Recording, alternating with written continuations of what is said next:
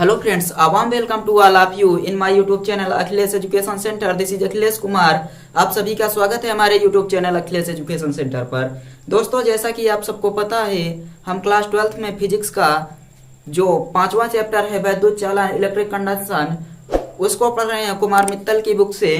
तो आज हम लोगों का जो टॉपिक है वो बहुत ही महत्वपूर्ण और मज़ेदार टॉपिक है, जिसका नाम है सुपर कंडक्टिविटी यानी कि अतिचालकता। तो हम लोग क्या पढ़ेंगे आज हम लोग पढ़ने वाले हैं अतिचालकता।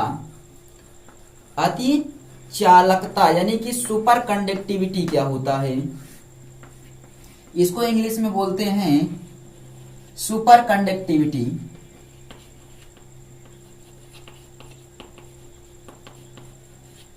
ये क्या होता है? तो सुपर कंडक्टिविटी है अतिचालकता जब किसी धातु का ताप घटाया जाता है। जब किसी धातु का ताप घटाया जाता है तब उसका वैद्युत प्रतिरोध भी घटने लगता है। जब किसी धातु का ताप घटाया जाता है तब उसके वैद्युत प्रतिरोध का मान भी घटने लगता है। धातु की वह अवस्था जहां पर वैद्युत प्रतिरोध का शून्य मान क्या हो जाता है, शून्य हो जाता है, उसी अवस्था को अतिचालकता कहा जाता है। मतलब जब किसी धातु का ताप घटाया जाता है तो वैद्युत प्रतिरोध का मान भी घटने लगता है। धातु की वह अवस्था जिस पर ताप घटकर वैद्युत प्रतिरोध का मान, जिस ताप पर घटकर वैद्युत प्रतिरोध का मान शून्य हो जाता है, उसे अतिचालकता कहते हैं। तो जब किसी धातु का ताप घटाया जाता है, क्या लिखेंगे? जब किसी धातु का ताप घटाया जाता है, धातु का ताप घटाया जाता है तो उसके वैद्युत प्रतिरोध का मान भी घटने लगता है। उसके वैद्युत प्रतिरोध का मान भी घटने लगता है। क्या होता है? वैद्युत प्रतिरोध का मान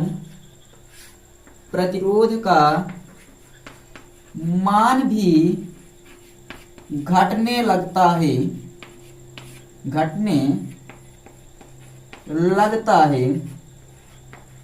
मतलब जब किसी धातु का ताप घटाया जाता है तो उसके वैद्युत प्रतिरोध का मान भी घटने लगता है। धातु की वह अवस्था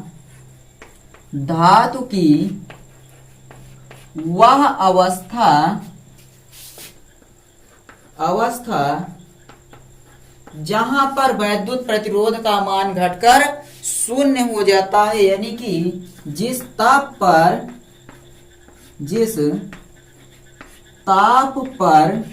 वैद्युत प्रतिरोध का मान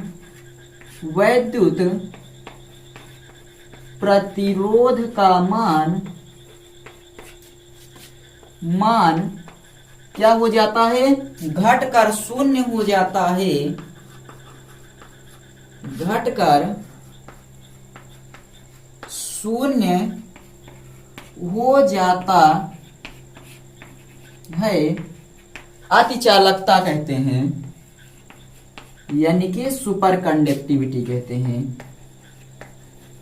अतिचालकता कहते हैं। क्या होता है? तो जब किसी धातु का ताप घटाया जाता है तो उसके वैद्युत प्रतिरोध का मान भी घटने लगता है। धातु की वह अवस्था जहां पर वैद्युत प्रतिरोध का मान घटकर शून्य हो जाता है अतिचालकता कहते हैं, यानी कि अतिचालकता कहलाता है। अगर हम लोग इसके उदाहरण की बात करें, आई थिंक आप सबको दिख रहा होगा, एक बार हम चेक कर लेते हैं। यदि हम लोग इसके उदाहरण की बात करें तो उदाहरण होता है 4.2 केल्विन ताप पर पारे में अतिचालकता का गुण पाया जाता है। 4.2 केल्विन ताप पर पारे में अतिचालकता का गुण पाया जाता है। अतिचालकता का गुण अतिचालकता का गुण पाया जाता है। यह है इसका एग्जाम्पल, यानी कि 4.2 केल्विन ताप पर पारे में अतिचालकता का गुण पाया जाता है। जब किसी धातु का ताप घटाया जाता है तो उसके वैद्युत प्रतिरोध का मान भी घटने लगता है। धातु की वह अवस्था जिस पर वैद्युत प्रतिरोध, जिस ताप पर वैद्युत प्रतिरोध का मान शून्य हो जाता है, अतिचालकता कहते हैं या अतिचालकता कहलाता है। उदाहरण 4.2 केल्विन ताप पर पारे में अतिचालकता का गुण पाया जाता है। तो आप लोग इसको नोट कर लीजिए। आप लोग आज नए अंदाज में देख रहे होंगे चाक और बोर्ड के साथ, ग्रीन बोर्ड के साथ, जिस पर हम आप लोग को चाक के साथ नजर आ रहे हैं। तो कुछ नए अंदाज में आप लोग इसका लुत्फ उठाइए और साथ ही साथ पढ़ाई का भी आनंद लीजिए। चलिए जल्दी से नोट कीजिए और बताइए कि क्या आप सबको सुपर कंडक्टिविटी समझ में आया। जब किसी धातु का ताप घटाया जाता है तो उसके प्रतिरोध का मान भी घटने लगता है। धातु की वह अवस्था जहां पर जिस ताप पर वैद्युत प्रतिरोध का मान शून्य हो जाता है उसी अवस्था को अतिचालकता कहते हैं। और 4.2 केल्विन ताप पर पारे में अतिचालकता का गुण पाया जाता है। नोट कीजिए जल्दी से। उसके बाद हम आगे चलते हैं और चर्चा करते हैं वैद्युत ऊर्जा पर। तो जल्दी से नोट कर लीजिए या स्क्रीनशॉट ले लीजिए। अब हम लोग देखते हैं अपना अगला टॉपिक, वैद्युत ऊर्जा। तो चलिए अब हम लोग चर्चा करते हैं वैद्युत ऊर्जा क्या होती है। वैद्युत ऊर्जा क्या होती है? तो वैद्युत परिपथ जो होता है, जो वैद्युत परिपथ होता है, उसी परिपथ में आवेश को एक स्थान से दूसरे स्थान तक ले जाने में जो कार्य करना पड़ता है, या जो ऊर्जा क्षय होती है, मतलब किसी परिपथ में आवेश को एक स्थान से दूसरे स्थान तक ले जाने में जो कार्य करना पड़ता है अथवा जो ऊर्जा क्षय होती है, वही उस वैद्युत परिपथ की वैद्युत ऊर्जा कहलाती है। वैद्युत परिपथ की वैद्युत ऊर्जा कहलाती है। तो हम लोग यहाँ पर लिखेंगे कि जब किसी परिपथ में या वैद्युत परिपथ में आवेश को एक स्थान से वैद्युत परिपथ में, लिखिए आप लोग साथ में, वैद्युत परिपथ में आवेश को एक स्थान से दूसरे स्थान तक ले जाने में, आवेश को एक स्थान से दूसरे स्थान तक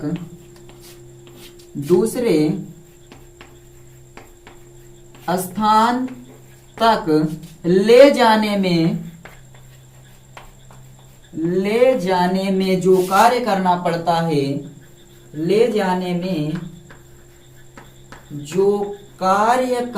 पड़ता है, जो कार्य करना पड़ता है अथवा जो ऊर्जा व्यय होती है, जो ऊर्जा व्यय होती है, उसे ही वैद्युत परिपथ की वैद्युत ऊर्जा कहते हैं। वैद्युत परिपथ की वैद्युत ऊर्जा कहते हैं। आप लोग साथ में नोट कर लीजिए, वैद्युत ऊर्जा कहते हैं। तो कह रहा है किसी परिपथ में आवेश को एक स्थान से दूसरे स्थान तक ले जाने में जो कार्य करना पड़ता है अथवा जो ऊर्जा व्यय होती है, उसे ही वैद्युत परिपथ की वैद्युत ऊर्जा कहते हैं। यदि परिपथ के सिरों के बीच क्या हो, जो विभवांतर है वो V एवं प्रवाहित आवेश क्यों हो, तो यदि परिपथ के सिरों के बीच, यहां देखिए, यदि परिपथ के सिरों के बीच का विभवांतर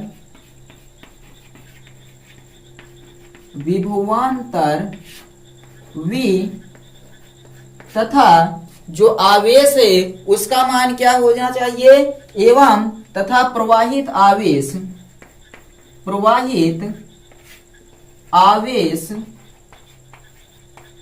क्यों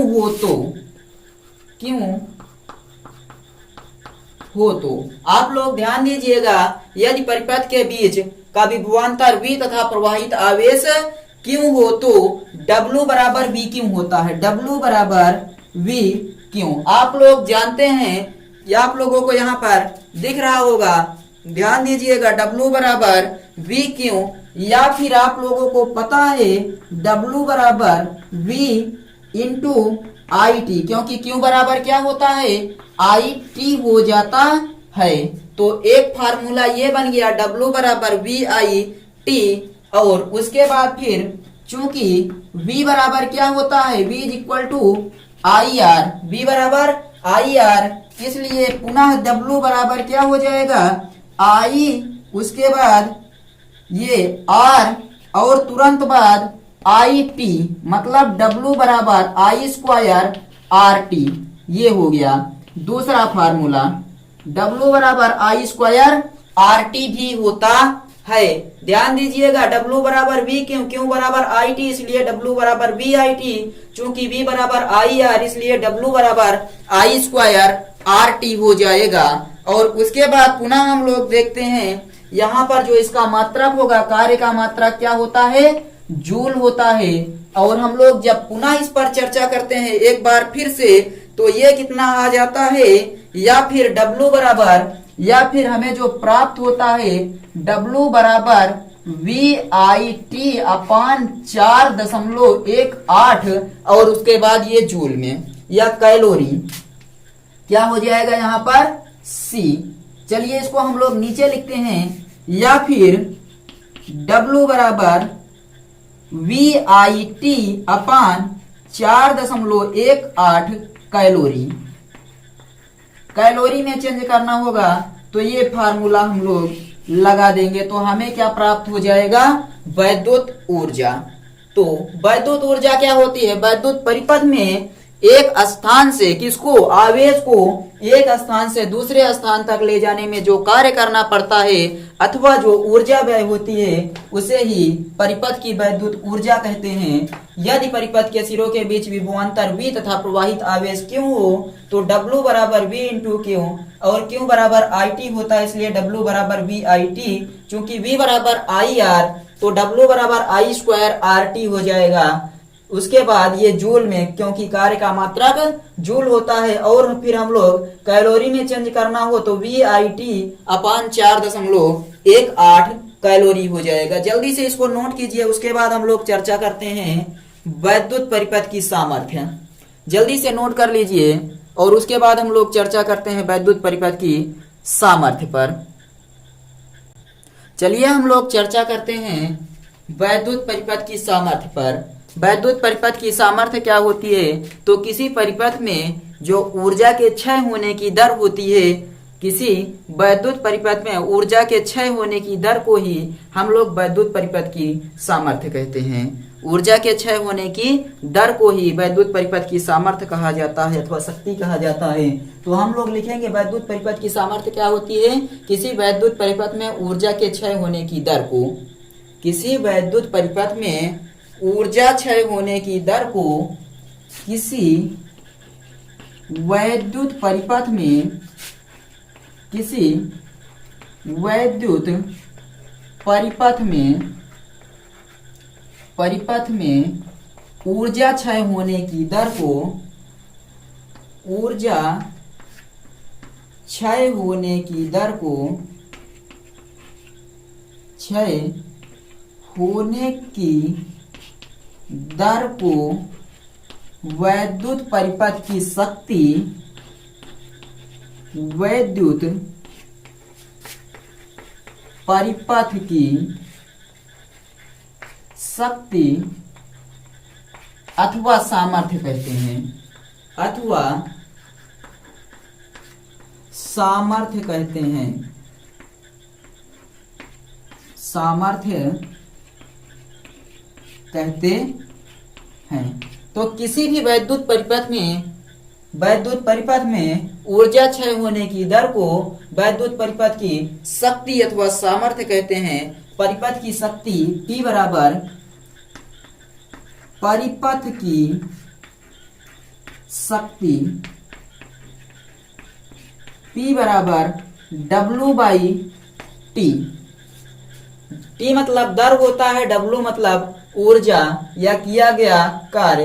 तो किसी वैद्युत परिपथ में ऊर्जा क्षय होने की दर, ऊर्जा मतलब W, क्षय होने की दर मतलब T को ही वैद्युत परिपथ की शक्ति कहते हैं। और आप लोगों को पता है यहाँ पर W बराबर क्या होता है, चूंकि W बराबर VIT, इसलिए P बराबर क्या हो जाएगा, VIT/T। T से T कैंसल हो जाएगा, P बराबर VI हमें मिल जाएगा। और आप लोग जानते हैं यहाँ पर P बराबर हमें क्या प्राप्त हो जाएगा, VI, और शक्ति का मात्रक क्या होता है, वाट। तो आई थिंक आप सबको ये अच्छे से समझ में आया होगा कि परिपथ की शक्ति P बराबर W/T, और W बराबर VIT आपने इसके पहले ठीक पढ़ा है कि जो कार्य है वो किया गया कार्य, या क्या कहते हैं उसको, वैद्युत ऊर्जा। और P बराबर VIT/T, P बराबर VI वाट हो गया, P बराबर VI वाट हो गया। और V बराबर क्या होता है, तो आप लोगों को पता है, यहां देखिए उसके तुरंत बाद, चूंकि एक बार लिख दीजिए, चूंकि V बराबर IR होता है, तो यहां से हमें क्या प्राप्त हो जाएगा, P बराबर क्या हो जाएगा, ये V बराबर IR रखेंगे, IR, और उसके बगल में I लिखा गया है, मतलब P बराबर I²R। P बराबर क्या हो जाएगा, I²R हमें प्राप्त हो जाएगा। कहां से प्राप्त हुआ, तो V बराबर IR होता है, V का मान यहाँ पर IR रख दिए, तो I इंटू I² और ये वाला R हो गया वाट, या फिर इसको हम लोग क्या कहेंगे, जूल प्रति सेकेंड। वाट होगा या फिर जूल प्रति सेकेंड हो जाएगा, ये शक्ति का मात्रक है। और एक हार्स पावर बराबर क्या होता है, एक हार्स पावर बराबर 746 वाट के, एक HP बराबर 746 वाट, एक हार्स पावर, एक अश्व शक्ति बराबर 746 वाट होता है। और आप लोग जानते हैं एक हार्स पावर, ये सब आपने हाई स्कूल में ही पढ़ा होगा कि एक हार्स पावर बराबर 746 वाट के होता है। और एक स्वस्थ मनुष्य के शरीर में जो सामर्थ्य होती है वो 0.5 से 1.5 अश्व शक्ति के बराबर होती है। एक स्वास्थ्य मनुष्य की सामर्थ्य, की जो सामर्थ्य होती है, सामर्थ्य 0.5 से 1.5 HP हार्स पावर तक की होती है। स्वस्थ मनुष्य के शरीर की हार्स पावर कितना होती है, तो 0.5 से लेकर 1.5 अश्व शक्ति के बीच होती है। तो आई थिंक आप सब लोगों को इतना पूरा क्लियर दिख रहा होगा। एक बार समझ लीजिए फिर से वैद्युत परिपथ की सामर्थ्य क्या होती है। तो किसी भी वैद्युत परिपथ में जो ऊर्जा के क्षय होने की शक्ति के क्षय होने की दर होती है उसी को वैद्युत परिपथ की शक्ति अथवा सामर्थ्य कहते हैं। परिपथ की शक्ति P बराबर W/T, और चूंकि W बराबर VIT इसलिए P बराबर क्या हो जाएगा, VIT/T कट जाएगा तो यहाँ आएगा VI वाट। और आप लोग जानते हैं V बराबर IR, इसलिए P बराबर I²R वाट या जूल प्रति सेकेंड। और एक हार्स पावर बराबर 746 वाट, यानी कि एक अश्व शक्ति बराबर 746 वाट। और एक स्वस्थ मनुष्य की सामर्थ्य जो होती है वो 0.5 से लेकर 1.5 हार्स पावर के बीच होती है। आप लोग इसको नोट कर लीजिए, उसके बाद हम नोट पॉइंट में कुछ लिखवा देते हैं आप लोगों को। इसका स्क्रीनशॉट लीजिए या फिर आप लोग आई थिंक नोट कर लिए होंगे। तो चलिए हम लोग अब इसके आगे देखते हैं। तो चलिए अब हम लोग कुछ नोट पॉइंट में लिख लेते हैं। यहाँ पर आप लोग नोट पॉइंट को ध्यान से लिखिएगा और अच्छे से याद कीजिएगा कि जो किलोवाट घंटा होता है वो ऊर्जा का मात्रक है। क्या लिखेंगे, किलोवाट घंटा ऊर्जा का मात्रक है। सबसे पहला पॉइंट कि जो किलोवाट घंटा ऊर्जा का मात्रक है, ऊर्जा का मात्रक है। पहला पॉइंट है कि किलोवाट घंटा जो है वो ऊर्जा का मात्रक है। और 1 किलोवाट घंटा बराबर क्या होता है? तो 1 किलोवाट घंटा बराबर 1 किलोवाट घंटा बराबर क्या होता है? तो 1000 वाट गुणे 1000 वाट गुणे 3600 सेकेंड। 1000 वाट गुणे 3600 सेकेंड। 1 किलोवाट घंटा बराबर क्या होता है? 1000 वाट गुणे 3600 सेकेंड, यानी कि 3.6 गुणे 10 की घात 6। 3.6 गुणे 10 की घात 6, और ये क्या हो जाएगा? वाट इंटू सेकेंड, मतलब कि जूल। क्या हो जाएगा? जूल। क्योंकि ये जो किलोवाट घंटा ऊर्जा का मात्रक है, तो ऊर्जा का मात्रक जूल होता है। 3.6 गुणे 10 की घात 6 जूल आ जाएगा। 1 किलोवाट घंटा बराबर 3.6 गुणे 10 की घात 6 जूल, और 1 किलोवाट घंटा बराबर 1 यूनिट। 1 किलोवाट घंटा को ही 1 यूनिट कहते हैं।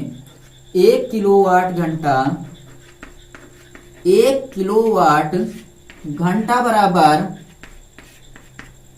ही 1 यूनिट होता है। इसी को हम लोग 1 यूनिट कहते हैं, यानी कि 1 किलोवाट घंटा को ही हम लोग 1 यूनिट कहते हैं। और हम लोग यूनिटों की संख्या कैसे ज्ञात करते हैं? तो आप लोग याद रखिएगा, यूनिटों की संख्या कैसे ज्ञात की जाती है? तो यूनिटों की संख्या जो ज्ञात की जाती है वो कुछ इस प्रकार से ज्ञात की जाती है। आप लोग याद रखिएगा, 1 किलोवाट घंटा बराबर 1 यूनिट। इसको जो यूनिटों की संख्या है वो ज्ञात की जाती है वाट गुणे घंटा गुणे दिन। कैसे? वाट गुणे घंटा गुणे दिन बटे 1000। ऐसे इस फार्मूले से ज्ञात की जाती है यूनिटों की संख्या। तो जो वैद्युत में यूनिट की संख्या ज्ञात की जाती है वो कुछ इस प्रकार से, ये है इसका फार्मूला कि यूनिटों की संख्या बराबर वाट, कितने वाट चला है, कितने घंटा और कितने दिन बटे 1000, ये है यूनिटों की संख्या। तो आई थिंक आपको ये अच्छे से समझ में आ गया होगा इतना। अब हम लोग आगे जब चर्चा करेंगे तो वो हो जाएगा अपना कार्बन प्रतिरोध एवं कार्बन वर्णफोड़, जिस पर हम लोग अगले वीडियो में चर्चा करेंगे। तो आई थिंक आपको ये सब अच्छे से समझ में आया होगा कि किलोवाट घंटा जो है वो ऊर्जा का मात्रक है। 1 किलोवाट घंटा बराबर 1000 वाट गुणे 3600 सेकेंड, यानी कि 3.6 गुणे 10 की घात 6 जूल। 1 किलोवाट घंटा बराबर 1 यूनिट होता है, और यूनिटों की संख्या जो ज्ञात की जाती है वो वाट गुणे घंटा गुणे दिन बटे 1000 करके ज्ञात की जाती है। तो आई थिंक आप सबको ये समझ में आया होगा, और यदि अच्छे से समझ में आया है तो अगला वीडियो शीघ्र ही आएगा, और जिसमें हम लोग इस चैप्टर को अब कंप्लीट कर देंगे, क्योंकि हमें पढ़ना है कार्बन प्रतिरोध एवं कार्बन वर्णफोड़। उसके बाद फिर प्रतिरोधों का संयोजन, श्रेणी क्रम संयोजन, समांतर क्रम संयोजन, और उसके बाद फिर हम लोग इस पर ये वीडियो अपना, यानी कि ये चैप्टर कंप्लीट हो जाएगा। इसके आगे हम लोग इसका पार्ट को कंटिन्यू करेंगे। तो आप लोग अगर समझ गए हैं तो वीडियो को लाइक और शेयर कर दीजिए, चैनल पर नए हैं तो सब्सक्राइब कर लीजिए। मिलेंगे इसके आगे अगले वीडियो में, तब तक अच्छे से पढ़ते रहिए और अपनी तैयारी को मजबूत करते रहिए। बाय।